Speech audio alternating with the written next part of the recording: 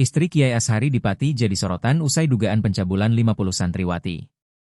Terungkap keberadaan istri dari Kiai Cabul di Pati bernama Ashari yang tengah jadi perbincangan se-Indonesia.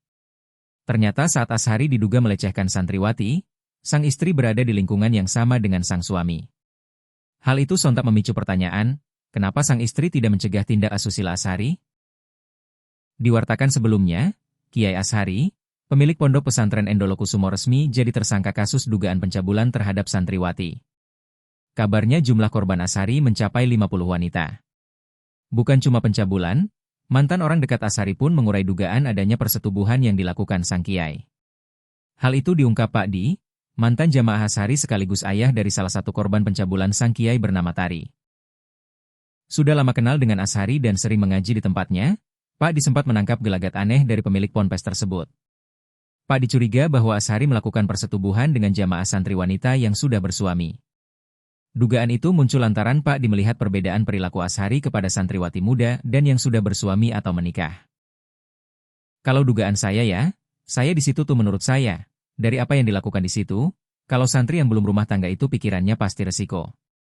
Nah di situ, kok kelihatannya, Ashari, akrab, sama, yang sudah bersuami, untuk memuaskan nafsunya, ungkap Pak Di dalam podcast bersama Denny Sumargo.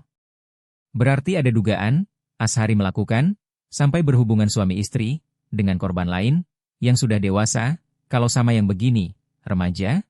Tanya Densu. Kalau korban remaja. Menggunakan alat lain, di berita acarakan, Ashari diduga mencabuli, menggunakan alat lain. Orang dewasa yang diambil itu yang cantik, untuk menemani dia tidur, pungkas pengacara korban.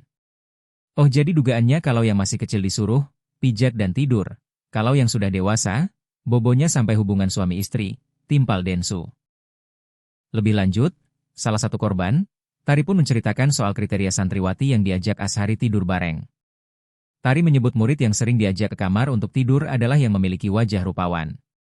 Pernah suatu waktu, aku tanya sama Pak Yai itu, kenapa si Mbak ini mukanya kurang cantik kok nggak pernah disuruh seperti saya pijat dan tidur? Jawabannya Pak Yai, orang itu sudah manut, sudah nggak ada penyakit seperti kayak kamu, imbuh Tari. Oh alibinya selalu begitu, ujar Densu. Penasaran? Densi pun bertanya soal keberadaan istri Ashari. Diungkap Tari, istri Ashari itu juga tinggal di dalam pesantren. Tapi tiap malam, Ashari tidak pernah tidur bersama istrinya. Hal itulah yang membuat korban heran, apakah istri Ashari tahu perbuatan bejat suaminya atau tidak. Oknum itu, Ashari, sudah menikah atau belum?